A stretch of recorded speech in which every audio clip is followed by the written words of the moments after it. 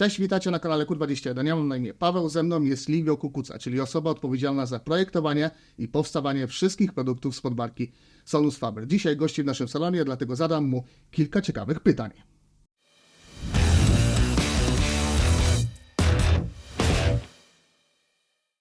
Jak zwykle wiecie, że lubimy szanować wasz czas, więc nie chcę za bardzo przedłużać tego filmu, zatem przejdziemy od razu do pierwszego pytania. So Livio, thank you for coming, obviously. The first question I have is, do you know any Polish audio brands? Of course. I was recently impressed by what FET did on the design of the new amplifiers. So they are quite popular also in Italy, and I think I met someone of the design team over the socials, so Instagram. Okay. And I congratulate with them, and they did a great job, and very interesting product. Yeah, I think that some Polish brands really took off over the past few years, and now we have some companies that we are really proud of. For example, Fez Audio and Pylon Audio. Mm-hmm. I don't know how it's pronounced outside of Poland. It's Pylon here, but it might be I think it's Pylon. Okay. I think it's the same. Okay, so we are really proud. I think they're making some really nice, really interesting products, and we are proud that they are made in Poland. But we are not here to talk about Polish brands, are we? So let's switch to the other question. Livio, the second question: what are you planning for the next months or years at Sonus Faber, if you can share something? Sure. We are working in many directions right now in Sonus Faber because the brand is in a very good moment of expansion. We are becoming a true global brand. And of course, now we have responsibilities to different countries. People are expecting products from us in different areas. So one area that we are currently developing a lot is the custom installation line. Yeah, so you have the Palladio products in your room, and that's a very important market for us. We are now in the process of creating a larger offer of products in that range. We introduced some years ago these Arena custom installation products, which are dedicated to the professional cinema rooms, and they are having a lot of good. We are having a lot of good feedbacks about that product, so we want to expand in that direction. Of course, the core business, our classic passive loudspeaker, is our main focus. I think you will see very soon in Munich a new line of passive loudspeaker, very important line. So it's a sort of third generation, second generation of that line, with a lot of new technology coming from our flagship Suprema. And then through the end of the year, you will see also some new products coming in the heritage line. Okay. Also, we are focusing ourselves on new trends like streaming integrated products. This is something we are taking care, but we want to do it properly with the classic Sonus Faber quality. So it's not an easy process. It's a little bit longer. And of course, the automotive for us. So it's also pretty important. We are working with some Italian brands to have our sound signature in their cars. I think it makes sense. We are sharing many customers with them, so it's a nice way to have quality and made in Italy heritage in cars. So actually, with that answer, you answered my two next questions, but I'm still going to ask them. Maybe we can expand the topic. We use the Palladio system in our room, and it's nice actually to see such a brand that also focuses on more of the home cinema systems, because not everyone likes stereo. Some people like to have a very high quality cinema together with good audio for music reproduction. So it's good to see. And also the topic of cars. That was a question that I really wanted to ask, because we have a lot of good quality and beautiful Italian brands in automotive market. So can you share anything related to automotive market, like whom it might be, what is your plan, and how different is it to manufacture a car audio system than the classic stereo? Sure. To reply to your first question about custom installation, we believe that home cinema deserve more quality, because sometimes the focus of many brands is in reaching high SPL. Our challenge was to have the same level of SPL with our sound quality, which was a little bit difficult at the beginning, but I think we are succeeding in that. Regarding the automotive, that's a big opportunity for us. Italy has a long tradition of beautiful cars, and I think they really match with the Sonus Faber brand DNA in some cases.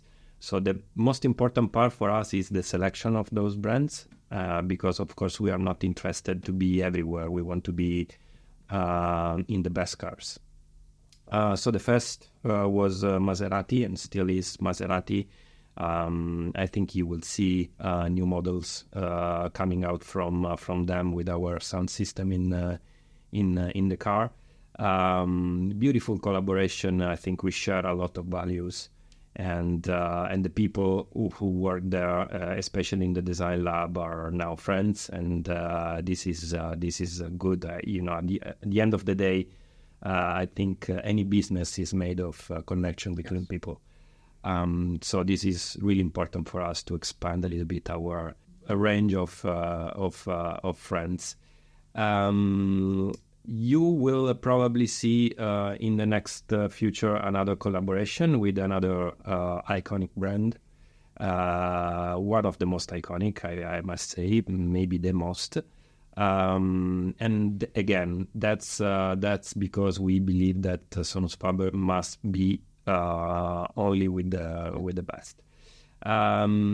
What's different? It's not really different designing a speaker for car or a speaker for home in terms of end result. At the end of the day, we have a very clear scope in mind, which is this illusion to be in a music event, and you can reach it with stereo speaker, with all-in-one solution, with home theater, but also in the car. Why not? And so we are pretty sure about our sound signature. So we have no doubt in what we need to achieve that sound signature. So in terms of driver's design, crossover design, we know exactly how we need to design those systems. So it's pretty the same kind of process. But of course, the environment is completely different. So you have to take in consideration you are in a small environment with a lot of reflections, and you have DSP, very powerful DSP. So you can be tempted to do a lot of strange processing. But at the end of the day, we want to be pure as much as we can. And so our goal is always to offer this natural sound, even if the system is very complex with many speakers. I think the focus in that design for us is the driver design itself, because we believe in some specific materials to do the membrane and silk dome and paper cones. We really believe that the best recipe to obtain a natural sound. And then the fine tuning is probably the most intensive but also a fun part of the job, because our engineer stays in these cars for many hours, and you have to listen to the system in a different position of the car, and the sound must be always at the level of our expectation. So not super easy, but I think we succeeded. We won 2 ASA award in a row with our system in Maserati. The first one with the MC20, and the second with the Grecale, which was a sort of amazing surprise because ASA was not dedicated to car system before, and also winning the award in 2 years in a row was pretty impressive. So even if our team is pretty new to this field, I think we are doing the right moves, and I'm pretty proud of them. Congratulations. Such a nice achievement already. Yeah. 2 times in a row. Yes. Very nice. Okay, the next question, that's actually might be very interesting. Okay. What Sonus Faber model of loudspeakers would you put in your own studio system? You can choose only one. Only one? Yes. Okay, if it's only one, I will say Stradivari, which is the speaker I own. The G2, of course. For many reasons. I was not, to be honest, a big fan of the first version because it was a kind of strange presentation in sound reproduction with this big sound stage. But when we approached the second generation of that model and we did all the listening tests and we created the first prototypes, I was personally involved in that development, and I discovered listening to that speaker that particular design, the wide front baffle, was offering something very particular and very peculiar, very special. And at the end of the process, I was completely in love with the speaker, and then I decided to buy a pair. Also because it was I had the opportunity to buy one of the first 120 numbered pair, and I wanted to do the investment because I'm sure that they will have a high value in maybe 10 years or more. So I'm particularly linked to that project and that speaker. I have a second one. I know you want only one, but I have a second one, which is the Maxima Amateur. Also, that project is very important for me because it was the first project managed by me directly, and we made that project during the COVID lockdown. And that moment for, I think, the entire planet was not pleasant, was not nice. And that project was a way to escape from reality a little bit. We had the factory completely empty because, we were working from home mostly. So someday we escaped from our house and went in the listening room to test that speaker, and was really a way for us to connect again together in person, and again escape a little bit from reality. And so we put a lot of love in that project. And it was probably the most unusual environment you've ever been working in, manufacturing and designing a product, like during the lockdown. Absolutely. Difficult because, of course, you had no access to all the laboratories all the time. We have very limited access, and police was really severe. But we found a way to go there some days. So not easy, but for sure an amazing opportunity for us. And so every time I listen to a pair of Maxima, I have this good memory. Very good. Livio, next question. What do you think about burning in your speakers? Some manufacturers actually say that their speakers should be burned in for like 100 hours or 200 hours. What is your take on this topic? Burning, you are talking about burning the speaker? Not with fire. Not with fire. So that's controversial, I know, because people expect you give them an amount of hour, which is really difficult to say because it really depends by the music they are listening to, the volume they are listening to the speaker. In general, I would say the speaker is the component of the system that benefit the most from the burn-in because you have moving parts. And these moving parts are made of rubber, silk, paper, and all these materials, when they are new, they are pretty rigid. So you can also measure the benefit of burn-in.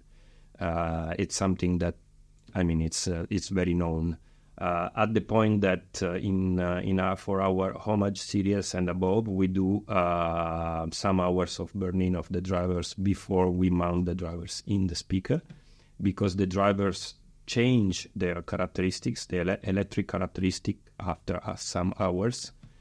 So you must be sure that they are changing in the right direction. So we do that in-house, but of course then there is a process that the customer must do in home. So I will never tell to anyone a number, because again, if you are listening to like heavy metal music for a week at 90 dB of pressure, that's more than enough. If you are listening to classic music or like few instruments for an year, maybe it's not enough. So it's a matter of usage. But what I recommend is always to, at least for the first month, to play some music and different music on the speaker, and sometime go high in volume, so you can really let them have their final performance in a shorter time. But we definitely believe that there is a good reason to do that. The next question is, are you planning to expand into active loudspeakers market? Yeah, we already have a couple of solutions. We have an only one, Omnia, and we have Duetto, which is a true stereo speaker. I don't know if you had the opportunity to hear, especially Duetto. It's an incredible solution. When we had the opportunity to work with active solution, we discover that, of course, you have amazing possibility to, for example, in the bass frequency, to tune the bass to a level that a passive solution cannot reach. So they have some very important point in positive aspect. We are working in that direction, yes. The only thing that for us is limiting a little bit the development of those models is that, first of all, I believe that there is a part of pleasure for audiophile, which is the game of changing electronics and cables and CD players. I'm an audiophile, so I know perfectly what I'm talking about. And an active speakers is limiting. It's a closed system. It's a closed system. It's limiting a little bit. So you had advantage, but also disadvantage. But I know also that there is a new generation of customer who are not maybe in this game of changing gears and separate, stack of amplifiers, who are searching for this solution because maybe they did their path in audio reproduction using some Bluetooth speakers, and they are searching for more quality. And I think a brand like Sonus Faber can give a good solution to them. So something we are trying to do is to offer the classic Sonus Faber quality with a little bit of convenience. So if people are used to listen music through their smartphone. We think that we must be up to date and give them a solution. But also we will be always the brand of audio fanatics who wants to mix and match amplifiers and sources, because I think it's a beautiful game, and we believe in that a lot. So this might be a very interesting one.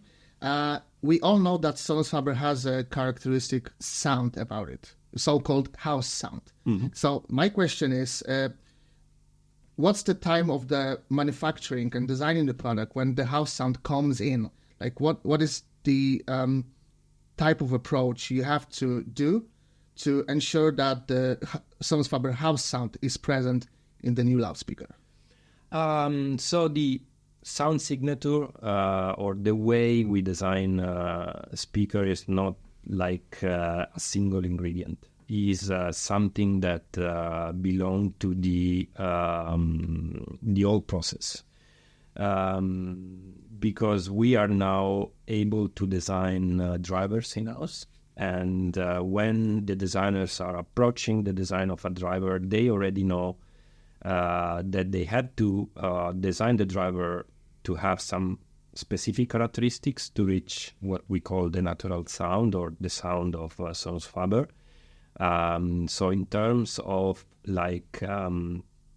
structure of the motor of the driver, the suspension, the shape of the membrane, everything is designed to arrive to that point that we have in mind. So we know that our customer enjoy our products because they sometimes I see on social some of our customers, they say with this and that speaker you can hear the recording. With Sonus Faber you are really enjoy music, and this is what we want to do. We want to really have a pleasant and long experience without any harsh, without any fatigue. So when we design drivers, we start with that in mind. The shape of the cabinet is made to accomplish the characteristic of the driver. And finally, the crossover design is, of course, the most relevant part when you talk about sound signature, because the crossover is where you define the level of salt and pepper. Yes. And of course, that's the most delicate part. We have a process in the company which is called the sound quality. And we have a panel of people coming from different departments. Some of them are with Sonus Faber since the beginning, so very experienced listener. And we have a list of tracks. I think they are less than 10. I think 8 tracks, and each track has some particular aspects. And through the listening, the listener has to evaluate any tracks with a number 1 to 5, and we approve the crossover design only if all the listeners are agree that the speaker meets our sound signature. So it's a long process, but also it's the most fun part, because you are listening to music together and sharing opinions. So it's not only one, section of the process. It's the entire process which is made to accomplish the Sonus Faber signature. Okay, Livio, last question, and that's going to be a fun one. What do you like the most about Poland so far? Well, I enjoying a lot this trip in Poland, because I'm see the country in a different way. I've been here mostly for the Warsaw audio show, and that's only one environment, so a big city, and is a little bit like in Italy. If you visit Milan, you'll have an idea of Italy, which is maybe very different from the reality, because the country is pretty big, and you have different culture, different places. And this trip is showing me how different is Poland, going from north to south, and how the environment is changing, but also the habits of people, the food. I'm really enjoying. I had no clue that Poland was so different, going to place. And what I'm also enjoying is receiving feedback from dealers and customers about how they perceive our brand, because it's always beautiful to have this view from the outside, right? Because you always have the perception from the inside, but it's important to have feedback from outside. So I'm getting a lot of inspirations during this trip. And what is your favorite Polish food so far? Have you tried pierogi, for example? No, it's very difficult to me to say. It's very difficult. I need to test more specific Polish food. But so far so good? Yeah, very good. Very good. Yeah, very good. It's not Italian cuisine, of course, which is considered to be the best in the world. And I think I agree on that. But Polish cuisine is also very good, I think so. Yes, it's good, and I think the cuisine of the north of Europe is really interesting to me, because I have some specific taste, and the north of Europe is matching a lot with my taste. Different from Italian cuisine, but must be like that, in my opinions. I think it's part of the beauty of traveling is to taste different things. And I was in China last week, and so this is really, really different. Yeah. Really different, but I'm enjoying a lot. I na tym skończyła się nasza lista przygotowanych i nieprzygotowanych pytań. Livio, thank you for participating. Thank you for having me. Mam nadzieję, że wam odcinek się podobał. Jeżeli macie jakieś dodatkowe pytania, oczywiście zapraszam was do sekcji komentarzy na dole, a my się widzimy w kolejnym filmie. Na razie.